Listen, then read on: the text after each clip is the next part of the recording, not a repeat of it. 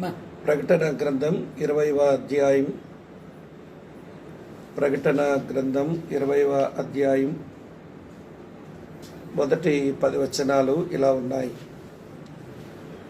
మరియు పెద్ద సంఖ్యలను చేత పట్టుకొని అగాధము యొక్క తాళపు చెవి గల ఒక దేవదూత పరలోకము నుంచి దిగివచ్చుట చూచితిని.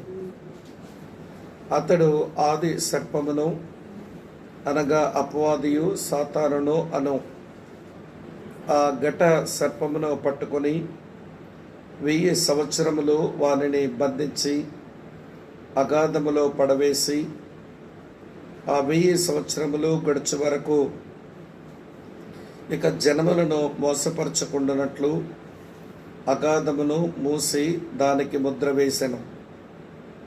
అటు పిమ్మట వాడు కొంచెము కాలము విడిచిపెట్టబడవలెను. అంతటా సింహాసనములను చూచితిని. వాటి మీద ఆసీనులై ఉండు వారికి విమర్శ చేయుటకు అధికారము ఇయ్యబడెను. మరియు క్రూర మృగమునకైనను దాని ప్రతిమకైనను నమస్కారము చేయక తమ నొసళ్ళ యందు గాని చేతుల యందు గాని దాని ముద్ర వేయించుకొనని వారిని యేసు విషయమై తామిచ్చిన సాక్ష్యము నిమిత్తమును దేవుని వాక్యము నిమిత్తమును శిరచ్ఛేదనం చేయబడిన వారి ఆత్మలను చూచితిని. వారు బ్రతికిన వారై 1000 సంవత్సరములు క్రీస్తుతో కూడా రాజ్యము చేసిరి. ఆ 1000 సంవత్సరములు గడుచు వరకు కడమ మృతులు బ్రతకలేదు. ఇదే మొదటి పునరుత్థానం. ఈ మొదటి పునరుత్థానములో పాలుగలవారు ధన్యులను పరిశుద్ధులనై ఉందురు. ఇట్టి వారి మీద రెండవ మరణమునకు అధికారము లేదు. వీరు దేవునికిని క్రీస్తుకును యాజకులై క్రీస్తుతో కూడా 1000 సంవత్సరములు రాజ్యము చేయుదురు. 1000 సంవత్సరములు గడిచిన తరువాత సాతాను తానున్న చెరలో నుండి విడిపింపబడును. భూమి నడుదిశల యందుండు జనములను లెక్కకు సముద్రపు ఇసుక వలె ఉన్న గోగు మాగోగు అను వారిని మోసపరిచి వారిని యుద్ధమునకు పోగు చేయుటకై వాడు బయలుదేరును. వారు భూమి అందంతటా వ్యాపించి పరిశుద్ధుల శిబిరమును ప్రియపట్టణం ముట్టడవేయగా పరలోకము నుంచి అగ్ని దిగి వచ్చి వారిని దహించెను. వారిని మోసపరిచిన అపవాది అగ్ని గంధకములు గల గుండములో పడవేయబడెను. అచ్చట ఆ క్రూర మృగమును అబద్ధ ప్రవక్తయు ఉన్నారు. వారు యుగయుగములు రాత్రింబగళ్ళు బాధింపబడుదురు. ప్రభు ఈ వచనాలు మన ధ్యానం కొరకు ఆశీర్వదించును గాక. ప్రార్థన చేసుకుని దేవుని వాక్యం విందాం. ప్రేమగల మా ప్రియమైన మా పరలోకపు తండ్రి, మీకు కృతజ్ఞతలు. నీ పిల్లలమైన మేము చాలా దినాల నుంచి నీ వాక్యాన్ని ప్రకటన గ్రంథం నుంచి మేము వింటూ రావడానికి ప్రభా మీరు చేసిన సహాయం కొరకై మీకు కృతజ్ఞతలు.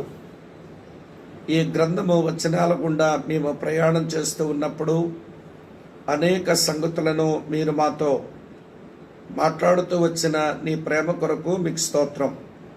ప్రభా చాలా విషయాలలో మేము సరిచేసుకునవలసి ఉండగా మీరు మాకు నేర్పించిన సంగతులను బట్టి మీకు వందనములు. మేము చాలా విషయాలను బట్టి మా విశ్వాసాన్ని నిరీక్షణను అది పెంచుకోవలసి ఉండగా మీరు బోధించిన లేఖన సంగతులను బట్టి మీకు కృతజ్ఞతలు చెల్లిస్తూ ఈరోజు కూడా మేము చదువుకున్న ఈ లేఖన భాగాల దగ్గరకు వచ్చినప్పుడు మీరు మాతో మాట్లాడదలిచిన నీ మాటలన్నీ మాకు ప్రసాదించమని, మా బలహీనతలలో నీ బలము పరిపూర్ణము చేయమని, వాక్యం వినుచున్న మా ప్రియులందరినీ వారి కుటుంబాలను మీ 2 చేతులెత్తి ఆశీర్వదించి నీ దీవెనకు వారిని పాత్రులుగా చేయుదురని యేసునాథుని పేరట స్తోత్రించి ఆరాధించి మీకే ప్రార్థిస్తున్నాము తండ్రి. Amen, amen.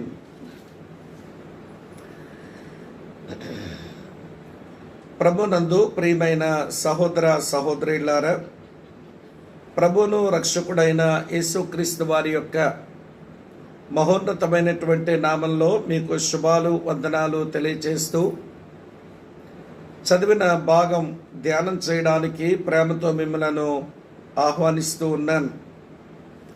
ప్రకటన 20 అధ్యాయం ఈ మొదటి 10 వచనాలలో ఉన్న లేఖన భాగానికి ఒక పేరు ఇవ్వడం సరిపోతుంది అని అనిపిస్తుంది. అదేమిటి అంటే నేలపై నెమ్మది, రెస్ట్ ఆన్ ద ఎర్త్.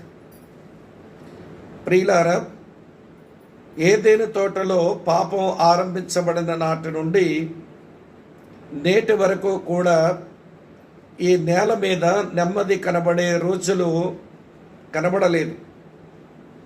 ఈ నేల మీద పరస్పరము నిందించుకోవడం, అబద్ధాలు చెప్పడం, నరహత్యలు చేయటం, సాటి మనిషిని తృణీకరించడం, అలాగనే వ్యక్తిగతంగా దేవునికి విరోధమైన పాపములు చేసి మనిషి తనలో తాను నెమ్మదిని కోల్పోవడంతో పాటు తన చుట్టూన్న మనుషులతో కూడా నెమ్మది లేనివాడుగా జీవించిన కాలాలు నేటి వరకు ఉన్నాయి, ఇంకా ముందు కూడా ఉంటాయి. కానీ చరిత్రలో ఒక రోజున ఏమి జరగనయ్యింది అంటే ఈ నేలపై గొప్ప నెమ్మది కనబడేటువంటి రోజులు భవిష్యత్తులో ఉన్నాయి. అయితే ఆ దినాలకు 1000 సంవత్సరాల పాలన అని పిలుస్తాం. ప్రకటన గ్రంథం 20 అధ్యాయం 6వ వచనంలో దేవునికిని క్రీస్తుకును యాజకులై క్రీస్తుతో కూడా 1000 సంవత్సరములు రాజ్యము చెయ్యుదురు అని రాసి ఉంది. దీన్ని ఇంగ్లీషులో మిలనియం అని అన్నారు. ప్రియులారా, ఈ 1000 సంవత్సరాల ఈ పాలనకు ప్రభు అయిన యేసుక్రీస్తు వారి యొక్క భాషలో దీనికి ఒక పేరు ఇవ్వబడింది. ఆ పేరు ఎక్కడిచ్చారో నేను చదువుతాను. నాతో కలిసి దయతో చూడండి ఈ భాగాన్ని. మత్తయి సువార్త 19వ అధ్యాయానికి రండి. మత్తయి సువార్త 19వ అధ్యాయం దగ్గరకు వచ్చినప్పుడు పేతురు ప్రభు దగ్గరకు వచ్చినప్పుడు ప్రభువుకు ఒక ప్రశ్న వేశాడు. నేను ఆ ప్రశ్న గురించి చెప్పే ముందు ఒక మాట మీతో చెప్పాలి.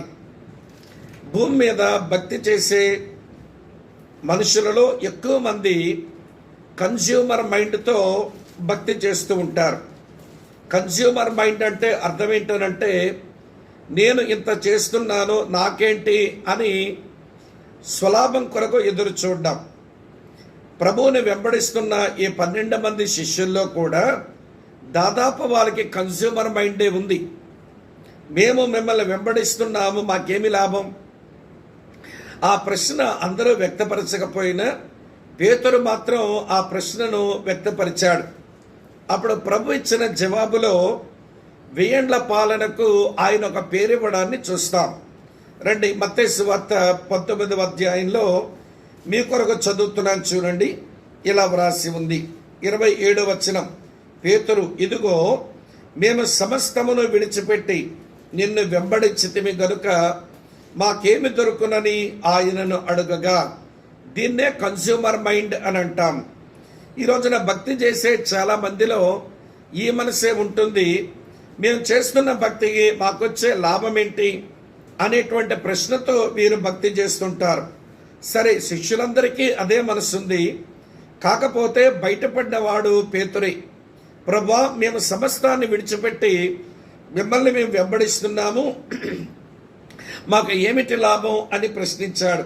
దానికి ప్రభు ఇచ్చిన జవాబులో 1000 ఏండ్ల పాలనకు ప్రియులారా ఒక చక్కని మాట ఇక్కడ ఇవ్వబడింది.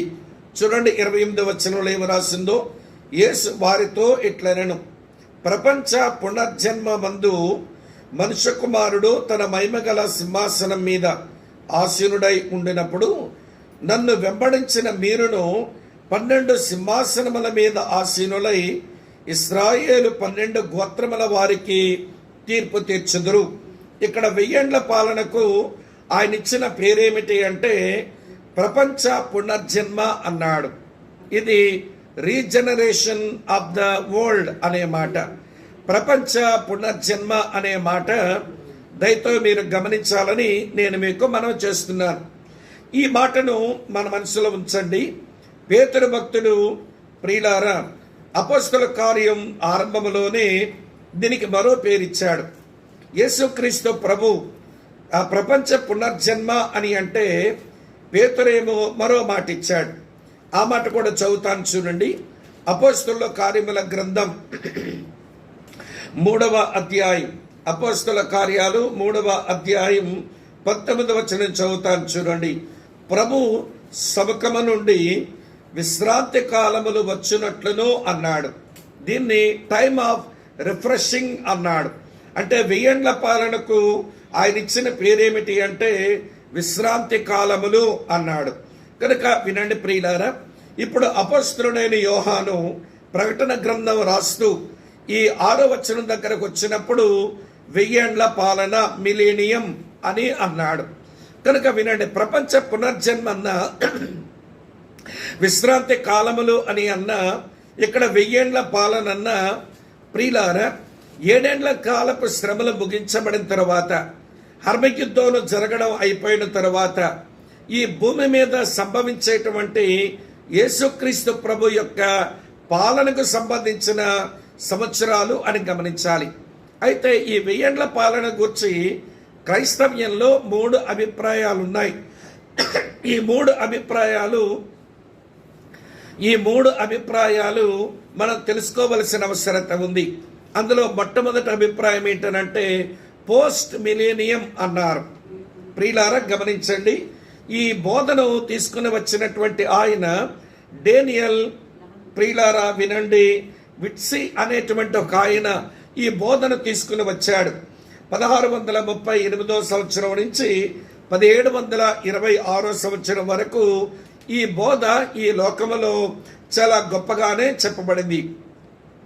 ఈ బోధలో చెప్పేటువంటి విషయం ఏమిటి అంటే భూమి మీద మనుషులందరూ చాలా విపరీతమైన ధోరణికి వెళ్తారు, యుద్ధాలు జరుగుతాయి. యుద్ధం జరిగిన తర్వాత ఈ భూమి మీదనే ఒక సెయింట్ సొసైటీ, పరిశుద్ధుల సమాజం ఒకటి తయారవుతుంది. ఆ పరిశుద్ధుల సమాజం తయారైన తర్వాత అప్పుడు ప్రభు వచ్చి ఆయన పాలన చేస్తాడు అని చెప్పేటువంటి ఒక మాట. ఆ సొసైటీ ఆఫ్ సెయింట్స్ అనేది అది మిలేనియం అనేది అతని యొక్క అభిప్రాయం.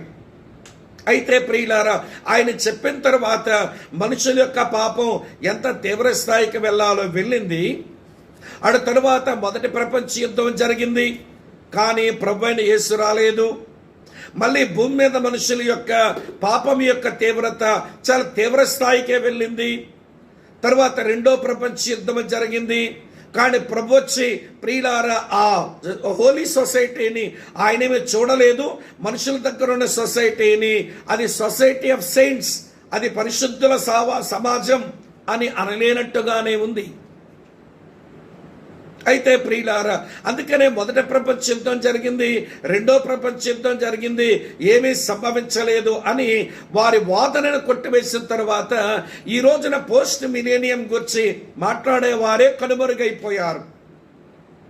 కనుక డేనియల్ వినండి, విట్స్బీ చెప్పిన మాట ఇది తప్పు అని అందరికీ తేలిపోయింది. దేవుని యొక్క వాక్యంలో మనం చూస్తాం, అంచె దినముల వరకు కూడా మనుషుల యొక్క జీవితాలు ఎలా ఉంటాయో పౌలు భక్తుడు తిమోతికి రాశాడు. మొదటి తిమోతి పత్రిక 4వ అధ్యాయం 1-2 వచనాలు కానివ్వండి, 2వ తిమోతి పత్రిక 3వ అధ్యాయం 1-5 వచనాలన్న మీరు చూడండి. అంచె దినములలో అపాయకరమైనటువంటి కాలములు వచ్చుచున్నవి, దాంట్లో మనుషులు ఎలా ఉంటారు అని చెప్పాడు. కనుక వినండి, మెస్సియా వచ్చిన తర్వాత ఏవైనా మనుషుల స్థితులు మారతాయి తప్ప అంతకుముందు మనుషుల యొక్క మనుగడలో ఏమీ పెద్ద మార్పు ఉండదు. కాబట్టి ఈ విషయాన్ని గమనించాలి. కనుక పోస్ట్ మిలేనియం అనేది ఒక వాదన ఉంది, కానీ అది ఇప్పుడు కనుమరుగైపోయింది. దాన్ని పక్కన పెట్టండి. మరో సంగతి అదేమిటో తెలుసా? ఆ మిలేనియం అన్నారు. ఆ మిలేనియం అంటే నో మిలేనియం అని అర్థం. 1000 ఏండ్ల పాలన అనేది లేనే లేదు. అది అలంకార రూపంగా చెప్పబడిందే తప్ప అది ఈ భూమి మీద యేసుక్రీస్తు పాలన లేదు. మత్తయి సువార్త 6వ అధ్యాయం 10వ వచనంలో నీ రాజ్యం వచ్చునుగా అని ప్రార్థించే ప్రతి వానిలోనూ దేవుని రాజ్యం వచ్చింది. కనుక యేసుక్రీస్తును నమ్మి దేవుని దగ్గరకు వచ్చిన ప్రతి వారు కూడా ఆ దేవుని రాజ్యాన్ని అనుభవిస్తున్నారు. ఇదే 1000 ఏండ్ల పాలన, ఇక వేరొకటి లేదు అని చెప్పేటువంటి వాదన ఉంది. అది చెప్పేవారు నేడు మన సమాజంలో కూడా మనకి కనబడుతూనే ఉంటారు. సరే, వాళ్ళ పేర్లు ప్రస్తావిస్తే కొంతమంది మనోభావాలు దెబ్బతింటాయి గనుక నేనేమి వారి పేర్లు ప్రస్తావించడం లేదు. కానీ అలాంటి వాళ్ళు చాలా మంది మన సమాజంలోనే ఉన్నారు. వారు మిలేనియాన్ని నమ్మరు. అయితే ఒక మాట నేను మీకు జ్ఞాపకం చేయాలని కోరుతా ఉన్నాను. 1000 ఏండ్ల పాలన ఉంది. ప్రీ మిలేనియం నమ్మే వాళ్ళు ఉన్నారు. తీర్పుకు ముందే, పాపుల తీర్పుకు ముందే 1000 ఏండ్ల పాలన జరుగుతుంది. అర్మగిద్దోను అవ్వగానే క్రీస్తు తన రాజ్యాన్ని భూమి మీద ఆరంభిస్తాడని నమ్మేటువంటి వారు వినండి, అపోస్తలుడని యోహాను దగ్గర నుంచి, ఇరేనియస్ అనే సంఘపిత్రుడు దగ్గర నుంచి, అగస్టిన్ అనే సంఘపిత్రుడు దగ్గర నుంచి ఈ రోజు వరకు చాలా మంది ఈ సత్యాన్ని నమ్ముతూనే ఉన్నాం. దీన్ని ఎందుకు మనం నమ్మవలసి వచ్చింది అని అంటే, వినండి ప్రియమైన స్నేహితులారా, దాని గురించినటువంటి వాగ్దానాలు ఎన్నో లేఖనాల్లో రాయబడ్డాయి. ఆ వాగ్దానాల నెరవేర్పు నేడు మనమున్న సమాజంలో మనం చూడడం లేదు గనుక ఇది ఖచ్చితంగా ఒక రోజున జరిగి తీరుతుంది అని నమ్మడానికి అది ఆధారాన్ని కలిగిస్తూ ఉంది. కనుక వినండి చాలా జాగ్రత్తగా. పోస్ట్ మిలేనియం అది ఎగిరిపోయింది. ఆ మిలేనియం అదే తప్పు. ప్రీ మిలేనియం ఈరోజు మీరు నేను నమ్మి యేసుప్రభు యొక్క రాకడలో సంగమగా మనం ఎత్తబడగా 7 సంవత్సరాల భూమి మీద తీర్పులు జరగగా యేసుప్రభుతో పాటు మళ్ళీ మనం భూమి మీదగా రాగా ఈ భూమి మీద ఆ రాజ్యపాలన జరగాలి. అందులో మీరు నేను యేసుప్రభుతో పాటు సహవారసులుగా ఆ రాజ్యపాలనలో ఉంటాము అనేటువంటి నిరీక్షణతో మనం ఎదురు చూస్తూ భక్తి చేస్తున్నాము. ఈ విషయమై ఒక దృఢ నిశ్చయిత విశ్వాసం మన లోపల ఉండాలి అని నేను మీకు మనవి చేస్తూ ఈరోజు చదివిన 10 వచనాల నుంచి 3 ప్రాముఖ్యమైన విషయాలు చెప్తాను. మొదటి విషయం ఏంటో తెలుసా? దుష్టుని తొలగింపు చెప్తాను. రెండవ సంగతి ఏమిటి అంటే దేవుని పాలన చెప్తాను. అటు తరువాత 3వ సంగతి దేశముల తిరుగుబాటు చెప్తాను. 3 విషయాలు. దుష్టుని తొలగింపు ఉంది ఇక్కడ, దేవుని పాలన ఉంది ఇందులో, అలాగే దేశంలో తిరుగుబాటు ఉంది. ఈ 3 సంగతులే ఈ 10 వచనాల్లో చాలా స్పష్టంగా వ్రాయబడ్డాయి ప్రియులారా. కనుక రండి ఆ విషయాలు తెలుసుకోవడానికి ప్రయత్నం చేద్దాం. దుష్టుని తొలగింపు. ఆ తొలగింపు చెప్పే ముందు మనకి కూడా దేవదూత మనకు కనబడుతున్నాడు. మీరు 1 నుంచి 3 వచనాలు కానీ మీరు చదివితే, ప్రకటన గ్రంథం 20వ అధ్యాయం మొదటి 3 వచనాలు కానీ మీరు గమనిస్తే ఆ దేవదూత చేసే 6 పనులు మనకు కనబడతాయి. వరుసగా చెప్తాను చూడండి. పెద్ద సంఖ్యలు చేత పట్టుకున్న దేవదూత ఆయన. రెండవది అగాధము యొక్క తాళపు చెవి కలిగిన దేవదూత ఆయన. రెండవది. 3వ సంగతి ఏమిటి అంటే ఆ ఘట సర్పమును పట్టుకొని 1000 సంవత్సరాలు ఎవడి బంధించే పని ఆయనది. అది 3వ సంగతి. బంధించిన తరువాత అగాధములో పడవేసే పని 4వది. వింటున్నారా జాగ్రత్తగా? అగాధములో పడవేసిన తర్వాత ముద్ర వేసే పని 5వది. తర్వాత కొంత సమయమైన తర్వాత మళ్ళీ తనకు విడుదల కలుగుతుంది, ఆయనే విడుదల చేస్తాడు. అది 6వ సంగతి. ఈ 3 వచనాల్లో దేవదూతకు ఉన్నటువంటి 6 ప్రాముఖ్యమైన పనులు మనకు కనబడతాయి. మళ్ళీ దేవదూత గురించి ఆయన పనుల గురించి పెద్ద నేను మీకు వివరించాల్సిన పని లేదు. చాలా విషయాలు ఇలాంటివి మనం నేర్చుకుంటూ వచ్చాము గనక అది నేను వివరించడం లేదు. కానీ వినండి, రిమూవల్ ఆఫ్ శాటన్, ఆ దుష్టుని యొక్క తొలగింపును గురించి నేను మీకు వివరిస్తాను. జాగ్రత్తగా ఈ మాటలు నేర్చుకోవడానికి మీరు ప్రయత్నం చేయాలి అని నేను మీకు మనవి చేస్తూ ఉన్నాను. రండి ప్రియమైన స్నేహితులారా, ఇక్కడ వానికి కొన్ని పేర్లు ఇవ్వబడ్డాయి. మళ్ళీ చెప్తాను చూడండి. ఆది సర్పం అన్నాడు. ఆది సర్పం అంటే అర్థమేంటో తెలుసునా? వినండి ప్రియమైన స్నేహితులారా, వాడు మోసగాడు అని ఏదేని తోట అనుభవాన్ని జ్ఞాపకం చేసుకోవాలి. తర్వాత అపవాది అని అన్నాడు. అంటే అర్థమేంటో తెలుసా? ప్రకటన 12వ అధ్యాయం 10వ వచనాన్ని బట్టి మన మీద దోషారోపణ చేసేవాడు అని జ్ఞాపకం చేసుకోవాలి. తర్వాత సాతానును అన్నాడు. అనగా అర్థమేంటో తెలిసిన ప్రియులారా, వాడు కుయుక్తిపరుడు అని మనం అర్థం చేసుకోవాలి. అటు తర్వాత ఘట సర్పము అన్నాడు. అనగా నాశనము చేయవాడు అని మనం అర్థం చేసుకోవాలి. ఒక మాట చెప్తే చాలదా? లేదు ప్రియులారా, చాలదు. వానిని కూర్చిన వివరణ చాలా స్పష్టంగా ఇవ్వాల్సిన అవసరత ఉంది గనక అంత స్పష్టంగా యోహాను రాస్తున్నాడు. మళ్ళీ జ్ఞాపకం చేస్తాను. మోసగాడు అయిన ఆది సర్పము, నేరారోపణ చేసే అపవాది, వినండి ప్రియులారా, కుయుక్తి కలిగినటువంటి సాతానుడు, నాశనము చేసేటువంటి ఆ ఘట సర్పము 1000 సంవత్సరములు వాడు బంధించబడి ఉంటాడు. దేవదూత 1000 సంవత్సరముల వారిని బంధించనయున్నాడు. సరే, ఇప్పుడు ఆ బంధించడం లేక వాడిని తొలగించడం అనే విషయాన్ని గురించి ఇప్పుడు మనం కొంచెం ఆలోచన చేస్తాం. జాగ్రత్త వినండి. ఇందులో ఒక పీరియడ్, ఒక సమయం చెప్పబడింది. ఏమిటా సమయం అంటే 1000 సంవత్సరాలు. ప్రభు అయిన యేసుక్రీస్తుతో పాటు ఆయన సంఘము, అలాగనే పరిశుద్ధులందరూ ఈ భూమి మీద ఉంటున్నప్పుడు నీతి నివసించే రాజ్యం అది ఏర్పడగా, వినండి, వాడు ఉంటే అది నీతి నివసించే రాజ్యం కాదు. అందుకే వాడిని తొలగించాడు ఒక 1000 సంవత్సరాల వరకు. అది మీరు గమనించాలి. సమయం అయిపోయిన తర్వాత స్థలము కూడా ప్రస్తావించబడింది. ఏ స్థలములో వాడు బంధించబడి ఉంటాడు అంటే మన ప్రకటన గ్రంథం 9వ అధ్యాయంలోనే ఆ మట్టులేని గొయ్య, ఆ పాతాళపు స్థలము, వినండి ప్రియులారా, ఆ బిలము, ఆ చీకటి బిలము అని మనం ఇదివరకే జ్ఞాపకం చేసుకున్నాము. దాని అబీస్ అనే పేరు ఇవ్వబడింది. అందులోనే వాడు బంధించబడుతున్నాడు. గమనించండి ఈ మాట. సమయం చెప్పబడింది, అలాగనే వినండి స్థలము చెప్పబడింది, సంకల్పం కూడా చెప్పబడింది. వాడు ఎందుకు బంధించముచ్చాలి? సంకల్పం ఏమిటి? చదువుతున్నాను చూడండి ప్రియులారా.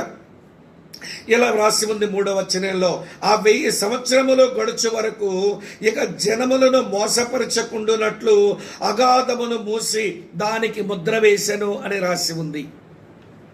ఈ వచనంలో ఎవడి సంకల్పం చెప్పబడింది. ఏమిటా సంకల్పం అంటే వాడు ఇక ఎవరిని వాడు మోసగించడానికి అవకాశం లేకుండా, అలాగనే మనుషులెవరో కూడా వారు మోసగించబడకుండా, అదే సంకల్పం. ఇక వేరే సంకల్పం అయితే లేదు. వాడి ఉనికి ఉన్న చోట వాడు మోసమో చేస్తాడు. వాడి ఉనికి ఉన్న చోట మనుషులు కూడా మోసగించబడతారు. ఇది నిజం. కాబట్టి ప్రియమైన మిత్రులారా గమనించండి, ఆ సంకల్పముతోనే వాడి 1000 సంవత్సరాలు వాడి బంధించి ఉంచవలసి వచ్చింది. గుర్తుంటుందా? సమయం చెప్పాను, స్థలము చెప్పాను, సంకల్పము చెప్పాను. అలాగున వాడు, వినండి, వాడు దుష్టుడు తొలగించబడే ప్రక్రియ జరిగింది. దాని గురించి నేనేమి పెద్ద వివరించక్కర్లేదు. కానీ 4వ వచనం నుంచి 6వ వచనం వరకు దేవుని పాలన నేను మీకు వివరించాల్సిన అవసరత ఉంది. దేవుని పాలన, దేవుని కుమారుడు వచ్చి పాలించే పాలన, ఇది మనకు తెలియాలి ప్రియులారా. చదువుతున్నాను చూడండి 4వ వచనంలో, అంతట సింహాసనములను చూచితిని, వాటి మీద ఆసీనులయుండ వారికి విమర్శ చేయుటకు అధికారం ఇయ్యబడెను. వారు క్రూర మృగమునకైనను దాని ప్రతిగానను నమస్కారం చేయక తమ నొసల యందు గాని చేతుల యందు గాని దాని ముద్ర వేయించుకొనని వారిని యేసు విషయమై తామిచ్చిన సాక్ష్యము నిమిత్తమును దేవుని వాక్యము నిమిత్తమును శిరఛేదనము చేయబడిన వారి ఆత్మలు చూచితిని. వారు బ్రతికిన వారై 1000 సంవత్సరములు క్రీస్తుతో కూడా రాజ్యము చేసిరి. ఆ 1000 సంవత్సరములు గడుచు వరకు కడమ మృతులు బ్రతకలేదు. ఇది మొదటి పునరుత్థానం. ఆ మొదటి పునరుత్థానములో పాలుగలవారు ధన్యులు, పరిశుద్ధులనై ఉందురు. ఇట్టి వారి మీద రెండవ మరణమునకు అధికారము లేదు. మీరు దేవునికిని క్రీస్తుకును యాజకులై క్రీస్తుతో కూడా 1000 సంవత్సరములు రాజ్యము చెయ్యదురు. ప్రియులారా, ఇప్పుడు ఈ క్రీస్తుతో రాజ్యం లేక యేసు క్రీస్తు యొక్క పాలన, దీని గురించిన వాగ్దానాలు ముందు మనకు తెలియాలి. రండి మీకు చూపిస్తాను.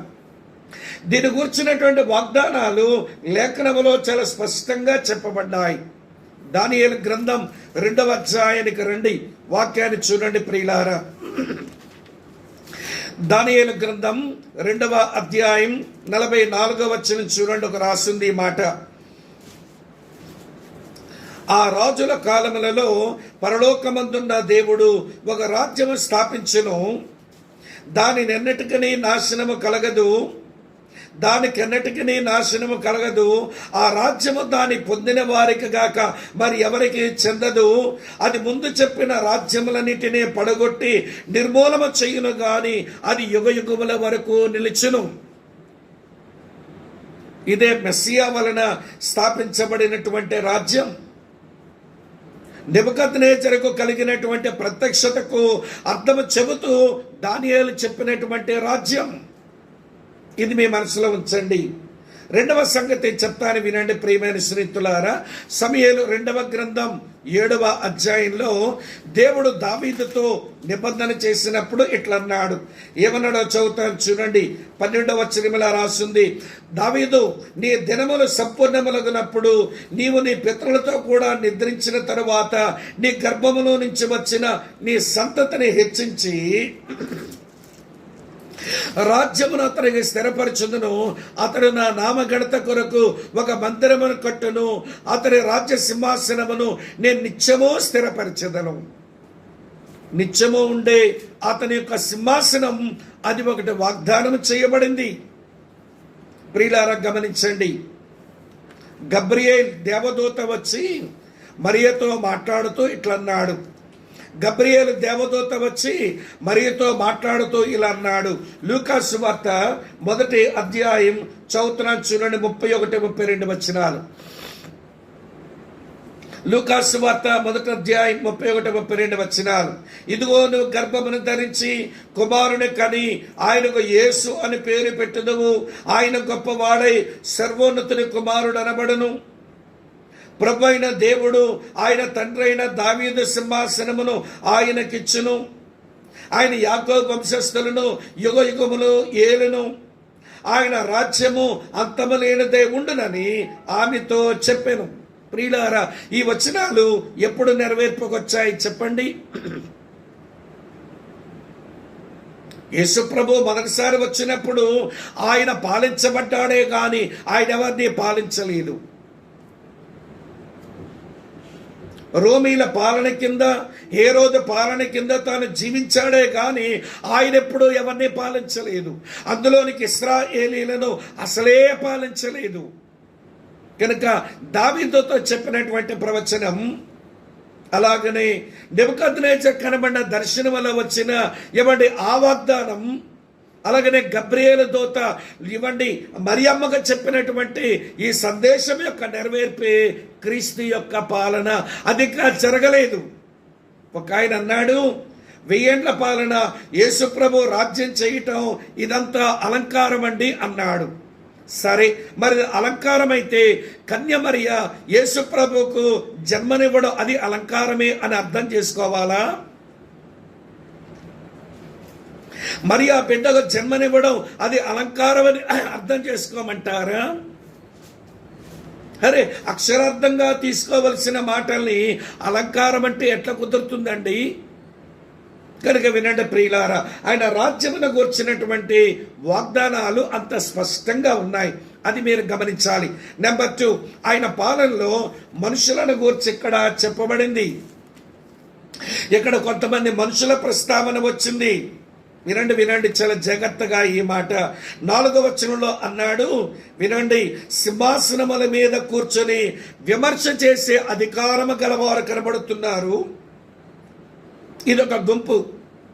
తరువాత క్రూర మృగానికి గాని దాని ప్రతిమకైనా నమస్కారం చెయ్యని, ముద్ర వేయించుకొనని, యేసు నిమిత్తమై తామిచ్చిన సాక్ష్యము నిమిత్తమై వాక్యము నిమిత్తమై శిరశ్చేతనము చేయబడిన అపసాక్షులు కనబడుతున్నారు.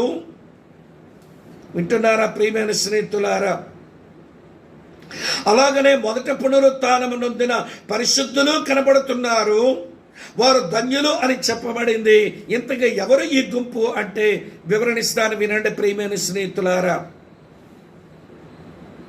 సింహాసనం మీద కూర్చొని యేసు ప్రభుతో పాటు పాలించే అధికారము కలిగినటువంటి వారు సంఘం, అది వధువు సంఘం. ఈ మాట గమనించాలి.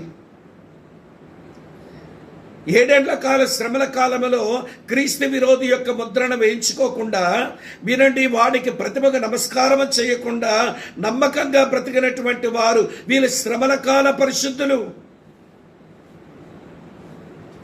అటు తరువాత వారు పునరుత్థానం చెందడమే కాదు, మరికొంతమంది కూడా పునరుత్థానం చెందారు. వీరి పునరుత్థానానికి మొదట పునరుత్థానం అన్నారు. వినండి ప్రియులారా, ఈ పునరుత్థానాన్ని గురించిన మాటలు ఇలా చదువుతాను, మీకు అర్థమవుతుంది. చూడండి ఒక మాట, యోహాను సువార్త 5వ అధ్యాయంలో ఇలా రాసింది. యోహాను సువార్త 5వ అధ్యాయంలో చదువుతాను, చూడండి ప్రియులారా. 29వ వచనం ఇలా ఉంది. మేలు చేసిన వారు జీవ పునరుత్థానమునకును, కీడు చేసిన వారు తీర్పు పునరుత్థానమునకు బయటికి వచ్చెదరు. గమనిస్తున్నారా? ఒకటి మొదటి పునరుత్థానం, మరియు అది కడపటి పునరుత్థానం. దీన్ని దానియేలు గ్రంథం దగ్గరకు వచ్చి చూద్దాం రండి. దానియేలు గ్రంథం 12వ అధ్యాయానికి వచ్చి చూస్తే, దానియేలు గ్రంథం 12వ అధ్యాయం 2వ వచనం చూడండి. మరియు సమాధులలో నిద్రించు అనేకులు మేలు కొందరు, కొందరు నిత్య జీవము అనుభవించుటకును, కొందరు నిందల పాలగుటకును, నిత్యము హేయులగుటకు మేలు కొందరు. ఇక్కడ 2 పునరుత్థానాలు ఉన్నాయి. ఒకటి జీవ పునరుత్థానం, మరి ఒకటి తీర్పు పునరుత్థానం. ప్రియులారా వినండి, మేము 1 కొరింథీ పత్రిక 15వ అధ్యాయం చదివినప్పుడు వినండి చాలా జాగ్రత్తగా, ఈ మాట. 1 కొరింథీ పత్రిక 15వ అధ్యాయంలో పునరుత్థానుడైన యేసుక్రీస్తు పునరుత్థానము చెందినటువంటి వాళ్ళు ప్రథమ ఫలమైతే, అటు తరువాత క్రైస్తవ సంఘమంతా పునరుత్థానం చెందితే అది కోత అయితే అయిపోయింది. దాని గురించి ఇక్కడ ప్రస్తావించబడడం లేదు. ఇక్కడ ప్రస్తావించబడింది ఏంటో తెలుసా? ఇదివరకే పునరుత్థానం చెందిన వారు యేసు ప్రభుతో పాటు స్నేహితులారా వారు సింహాసనాల మీద కూర్చున్నారు. వీళ్ళ సంఘ పరిశుద్ధులు. అయితే ఇవిడ పునరుత్థానం చెందవలసిన వారు ఎవరు మిగిలారంటే పాత నిబంధన పరిశుద్ధులు. వారు పునరుత్థానం చెందాలి. శ్రమల కాలములో దేవుని కొరకు బ్రతికి చచ్చిపోయిన వారు ఉన్నారు, వారు పునరుత్థానం చెందాలి. ఈ పునరుత్థానం చెందిన వారు, వినండి, దీనికి మొదటి పునరుత్థానం అన్నారు. ఇది జీవ పునరుత్థానం అని అన్నారు. ఈ మాట మీరు గమనించాలి. మరి కడపడ పునరుత్థానం ఒకటి ఉంది కదా, 2వ పునరుత్థానం ఒకటి ఉంది కదా, దాని సంగతి మనం రేపు దాని గురించి మనం ఆలోచన చేస్తాం. అది పాపుల పునరుత్థానం, అది పాపుల పునరుత్థానం. సో ఇప్పుడు మనకి ఏమర్థమవుతుంది అంటే 1000 ఏళ్ల పాలనలో ఎవరు కనబడుతున్నారు అనగా, ఆదాము దగ్గర నుంచి గమనించండి ప్రియులారా, పెంతెకోస్తు వరకు ఉన్నటువంటి ఆ పాత నిబంధన పరిశుద్ధులందరూ పునరుత్థానమై రాజ్యపాలనలోనికి వచ్చారు.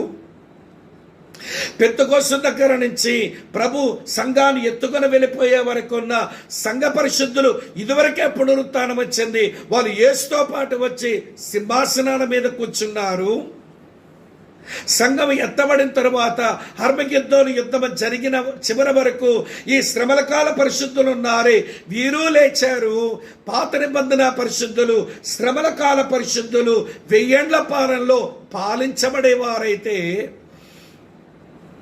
ప్రభువైన యేసుక్రీస్తు ఆయన వధువైన సంఘం వారిని పాలించే వాళ్ళుగా వీళ్ళు రాజ్యాలు చేస్తూ ఉంటే వినండి, అది నీతి నివసించే రాజ్యం అవుతుంది. అటువంటి పాలన కొరకట సృష్టి మిగుల ఆశతో ఎదురు చూస్తుందట. చదువుతాను చూడండి, రోమీలకు రాసినటువంటి పత్రిక 8వ అధ్యాయంలో, రోమీలకు రాసిన పత్రిక 8వ అధ్యాయంలో మీ కొరకు చదువుతున్నాను చూడండి, 20 నుంచి 21 వచనాల్లో. ఎలయనగా సృష్టి నాశనమునకు లోనైన దాస్యములో నుంచి విడిపింపబడి దేవుని పిల్లల పొందబోవు మహిమగల స్వాతంత్రం పొందుతున్న నిరీక్షణ గలదై స్వేచ్ఛగా కాక దాని లోపరిచిన వాని మూలముగా వ్యర్థపరచబడెను. సృష్టి యావత్తు ఇదివరకు ఏకగ్రీవంగా మూలుగుచు ప్రసవేదన పడుచు ఉంది. దేనికి ప్రసవేదన, దేని కొరకే ఎదురుచూపు అనంటే దేవుని కుమారుల, దేవుని పిల్లల ప్రత్యక్షత ఈ భూమి మీద జరగాలి. అప్పుడే ఈ నేలకు నెమ్మది. ప్రియులారా వినండి, పునరుత్థానం చెందిన పాత నిబంధన పరిశుద్ధుల వలన ఈ నేల మీద నెమ్మదే. పాపం చేయడానికి దారి లేదు, అసమాధానం ఉండడానికి దారి లేదు, క్రూరత్వం ఉండడానికి దారి లేదు, అబద్ధాలకు దారి లేదు, మోసానికి దారి లేదు. మోసగించేవాడు బంధించబడ్డాడు కనుక నేలపై నెమ్మది, నేలపై నెమ్మది. సంఘ పరిశుద్ధులు ఎలాగా వారు పాపం చేయలేని వారుగా క్రీస్తుతో పాటు వారు సింహాసనాల మీద కూర్చున్నారు, అలాగనే శ్రమల కాల పరిశుద్ధుల వల్ల కూడా ఏ విధమైన కీడు ఈ నేల మీద కనబడదు. ఇటువంటి వారు ఈ నేల మీద ప్రత్యక్షమైనప్పుడు నేలపై నెమ్మది ఆ రోజున కనబడుతుంది. కాబట్టి వినండి ప్రియులారా, ఆ 1000 ఏండ్ల పాలనలో ఏలుబడి చేసే ఆయన గురించి, ఆయన రాజ్యాన్ని గురించి ప్రామిసెస్ ఏవైతే ఉన్నాయో చెప్పాను. దాంట్లో పాలు పంపులు పొందేటువంటి ప్రజల కొరకు కూడా నేను మీతో చెప్పాను. అది 2వ మాట. 3వ మాట ఏంటో తెలుసా ప్రియులారా, దాన్ని ఇలా జ్ఞాపకం చేస్తాను.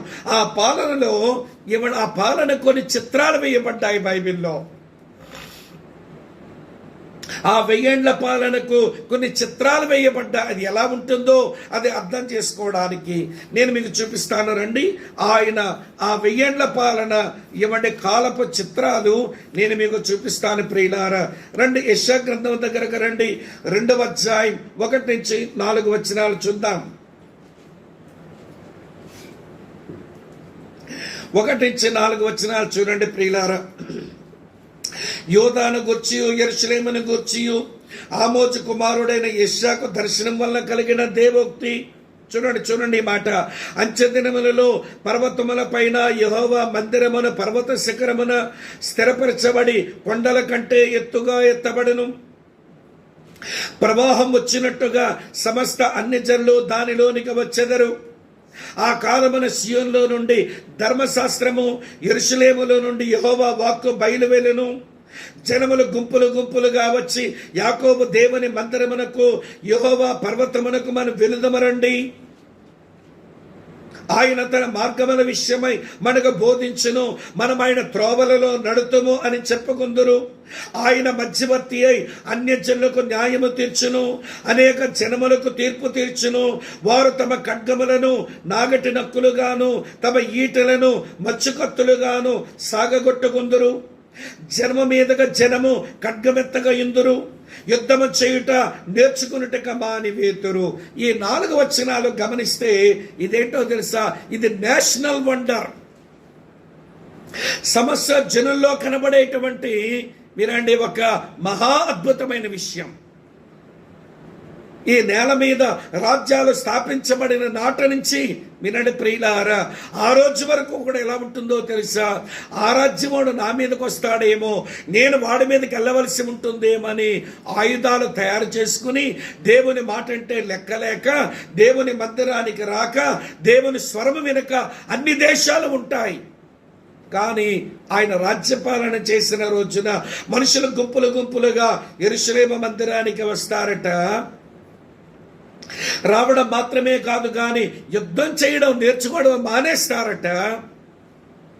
వారి దగ్గర ఉన్న మారణాయుధాలన్నీ వారేదో వ్యవసాయానికి వాడుకునేటువంటి వస్తువులాగా తయారు చేసుకుంటారట. ఇదంతా నాకేమి నేర్పిస్తుందో తెలుసా ప్రియులారా? ఇది నేషనల్ వండర్, సకల జనులలో కనబడేటువంటి అద్భుతం. ఇది మనసులో పెట్టుకోండి. రెండో పిక్చర్ చూపిస్తాను రండి. అదే యెషయా గ్రంథం 11వ అధ్యాయానికి రండి. నేను ప్రియులారా చదువుతున్నాను చూడండి. 11వ అధ్యాయంలో 6వ వచనం నుంచి చదువుతాను. యెషయా గ్రంథం 11వ అధ్యాయం 6వ వచనం నుంచి వినండి వినండి వినండి.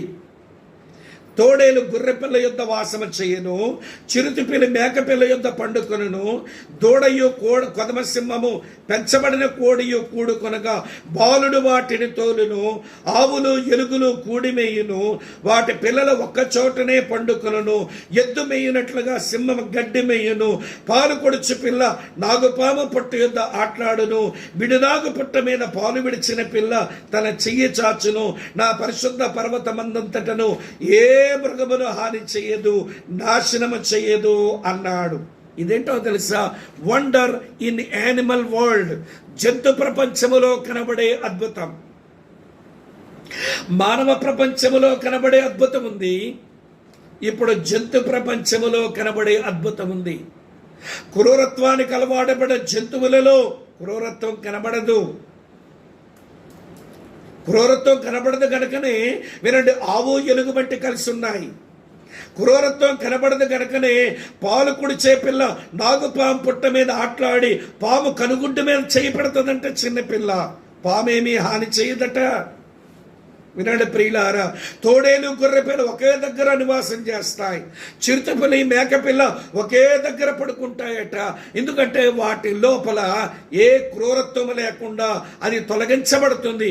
అందుకే నేలపై నెమ్మది అని పేరిచ్చాం. మానవ ప్రపంచం మారింది, జంతు ప్రపంచం మారింది. వినండి ప్రియులారా, వ్యవసాయ రంగంలో కూడా అద్భుతాలు కనబడతాయి. చూపిస్తాను చూడండి. అదే యెషయా గ్రంథం 35వ అధ్యాయానికి రండి. అదే యెషయా గ్రంథం 35వ అధ్యాయం చూడండి ప్రియులారా. మొదటి వచనం నుంచి ఇలా ఉంది. ఎలా ఉందో తెలుసా? అరణ్యమును ఎండిన భూమియు సంతోషించును, అడవి ఉల్లసించి కస్తూరి పుష్పం వలె పొయ్యును, అది బహుగా పొయ్యిచ్చు ఉల్లసించును, ఉల్లసించి సంతోష ఎవడి సంగీతం పాడును, లెబానోను సౌందర్యము దాని కలుగును, కర్మేలు షారోనులకున్న సొగసు దాని కుండును, అవి యెహోవా మహిమను మన దేవుని తేజస్సును చూచును. ఇదేంటో తెలుసా? వండర్స్ ఇన్ అగ్రికల్చరల్ వరల్డ్, వ్యవసాయ రంగములో కనబడేటువంటి అద్భుతాలివి. వింటున్నారా? మానవ ప్రపంచములో అద్భుతాలు, జంతు ప్రపంచములో అద్భుతాలు, వ్యవసాయ రంగంలో అద్భుతాలు. ఇంకొక మాట కూడా చెప్తాను వినండి. అదే యెషయా గ్రంథం 65వ అధ్యాయానికి రండి. భౌతిక జీవితంలో కూడా అద్భుతాలే. 65వ అధ్యాయం చదువుతున్న చూడండి. 19 నుంచి ఆ 23 వచనాలు ఇలా రాసి ఉంది. నేను యెరూషలేమును గూర్చి ఆనందించదను, నా జనుల గూర్చి హర్షించదను, రోదన ధ్వని విలాప ధ్వని దానిలో వినబడవు.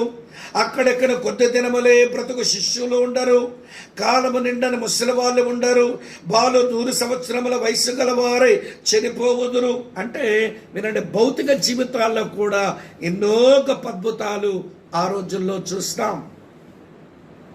కనుక ఈ మాట గమనించాలి. భౌతిక ప్రపంచంలో కూడా లేక శారీరక జీవితంలో కూడా అద్భుతాలే అద్భుతాలు. మానవ ప్రపంచంలో అద్భుతం, జంతు ప్రపంచంలో అద్భుతం, వ్యవసాయ రంగంలో అద్భుతం, శారీరక జీవితంలో అద్భుతం. ఇలాంటి అద్భుతాలు ఆ 1000 ఏళ్ల పాలనలో ఉంటాయని ఎంతో స్పష్టంగా వినండి ప్రియులు, ఆ పాలన గురించి చెప్పబడింది. ఇంకా నేను వివరించలేను, మిగిలింది మీరు ఆలోచించుకోండి. ఇక చివరి మాట చెప్తాను వినండి ప్రియులారా. దుష్టుని తొలగింపు చెప్పాను, దేవుని పాలన చెప్పాను, చివరగా ప్రియులారా దేశముల తిరుగుబాటు చెప్పాలి. చూడండి 7వ వచనంలో ఏం జరిగిందో. దేశాలు మళ్ళెందుకు తిరుగుబాటు చేస్తున్నాయి? 1000 సంవత్సరములు గడిచిన తరువాత సాతాను తానున్న చెరలో నుంచి విడిపించబడును. వింటున్నారా? సమసర్జనులను మోసగించిన ఈ మోసగాడు మళ్ళీ విడుదల కలగగానే భూమి నలుదిశల నుండి జనములను లెక్కగా సముద్రపు ఇసుక వలె ఉన్న గోగో మాగోగ్ అని వారిని మోసపరిచి మళ్ళీ మోసం చేస్తున్నాడు. వారి యుద్ధమునకు పోగు చేయటకై వాడు బయలుదేరును. వారి భూమి ఎంతంతటా వ్యాపించి పరిశుద్ధుల శిబిరమును ప్రియమైన పట్టణమును ముట్టడి వేయగా పరలోకము నుంచి అగ్ని వచ్చి దిగివచ్చి వారిని దహించెను. ఈ 7, 8, 9 వచనాల్లో మనం నేర్చుకోవలసిన మరో ప్రాముఖ్యమైన విషయం ఏంటో తెలుసా? సాతానుడు మరోసారి విడుదలవుతున్నాడు. మీరు ప్రశ్న అడగొచ్చు, దేవుడు 1000 సంవత్సరాలు బంధించడం ఎందుకు, దేవుడు మళ్ళీ విడిచిపెట్టడం ఎందుకు అని. ఎందుకంటే విడిచిపెట్టాడు, కారణం ఏంటి అని మీరు అడిగితే, వాడు పరలోకం నుంచి నేల మీద పడ్డానికి కారణం ఏంటి అని అంటే ఇది ఒకటే కారణం. వాడు అక్కడ నుంచి ఇక్కడ పడి వాడు చర్యలు చేస్తాడు. వాడి చర్యల్లో వినండి ప్రియులారా, భూమి పాడయింది, దేవుడు తన కార్యాలు చేసి పని ముగించాడు. మనుషులందరి మాట ఏంటో తెలుసా? మేము పాపం చేయడానికి కారణం ఎవరో తెలుసండి? సైతాను. మేము పాపం చేయడానికి కారణం ఏంటో తెలుసండి? సైతాను. ఒరే, సైతాన్ ఒక్కడే కారణం కాదు, నీ మట్టి శరీరంలోనే పాపం చేసే నైజం ఉంది. 1000 సంవత్సరాలు దేవుని కుమారుని పాలన చూచిన తరువాత కూడా వాడు బయటకు వచ్చి మోసం చేస్తే మోసములో పడే బలహీనులు కనుక ఏ నరుడు కూడా నేను చాలా బాగున్నాను, నా శక్తి చేత నా జ్ఞానము చేత నేను బాగున్న మనిషిని అని అనుకోవడానికి అవకాశం లేదు. మనం ఇప్పుడు మట్టి గట్టాలమే. దావీదులాగే ప్రార్థన చేసుకోవాలి, ప్రభువా నేను మట్టి గట్టమనని నీవు నన్ను జ్ఞాపకం చేసుకో, నేను మట్టివాడనని జ్ఞాపకం చేసుకో. నేను త్వరగా మోసగించబడిపోతాను, నేను త్వరగానే పాపంలో పడిపోతాను, నేను త్వరగానే నీకు విరోధంగా తయారవుతాను అని మన స్థితిని ఎప్పుడూ మనం గుర్తించుకోవాలి. అందుకే ఆయన కొద్ది నిమిషాలు విడుదల చేయగానే, కొద్ది గడియల విడుదల చేయగానే వినండి, కొంత కాలానికి అనేకులు మళ్ళీ చేరతారు. దాని పేరే గోగు మాగోగు యుద్ధము అన్నారు. యెహెజ్కేలు గ్రంథం 38వ అధ్యాయం 39వ అధ్యాయం చదవండి. గోగు మాగోగు యుద్ధం కనబడుతుంది. ఇందులో ఏదో మళ్ళీ క్రీస్తు వచ్చి వాడితో యుద్ధమాడలేదు, కానీ పరలోకం నుంచి దిగి వచ్చిన వినండి అగ్ని చేత వారిని దహించెను. వారితో క్రీస్తు యుద్ధం చేయాల్సిన పని లేదు. రాజు ఎప్పుడు కూర్చున్నాడు, ఆయనేమో యుద్ధానికి వెళ్ళడు. ఆ యుద్ధం వేరొక రీతిగా జరగనయ్యింది ఆ రోజున. చివరి మాట చెప్పి ముగిస్తాను చూడండి. చివరిగా ఏం జరిగింది? 10వ వచనంలో, వారిని మోసపరిచిన అపవాది అగ్ని గంధకముల గల గుండములో పడవేయబడిను. అచ్చట క్రూర మృగమును అబద్ధ ప్రవక్తయు ఉన్నారు. వారు యుగయుగములు రాత్రింబగళ్ళు బాధించబడుదురు. కనుక సాతాను యొక్క అంతం జరిగిపోయింది. ఇదివరకే నరకములో వేయబడిన ఆ క్రూర మృగం అబద్ధ ప్రవక్త ఎక్కడైతే ఉంచబడ్డారో అక్కడే వాడు పడద్రోయబడి యుగయుగాలు రాత్రింబగళ్ళు బాధపడే పరిస్థితి ఉంది. ఇక 20వ అధ్యాయం 11వ వచనం నుంచి సాతాను అనే ప్రస్తావనే ఇక మనకు బైబిల్లో కనబడదు. వాడి పని ముగించబడిపోయింది. అయితే అన్న, దీంట్లోంచి మనం ఏమి నేర్చుకోవచ్చు అని మీరు అడుగుతారేమో. ఏమి నేర్చుకోవచ్చునంటే, నేలపైన నెమ్మది వచ్చే ఆయన పాలనలో సమాధానం ఉంది. ఆయన కాలములో ఫలభరితంగా ఉంది. ఆయన కాలములో ప్రియులారా సమస్తము ఆయన స్వాధీనములో ఉండి సాత్వికం భూమి మీద ఉంది. ఈ 3 మాటలు గమనించాలి. Peace, fruitfulness, gentleness. అదే ఆయన పాలన యొక్క లక్షణాలు. అయితే నేనేం నేర్చుకోవాలి అని మీరంటారా? ఒకటే నేర్చుకోవాలి. ఆ రోజున ఆయన రాజ్యపాలన చేయటం కాదు.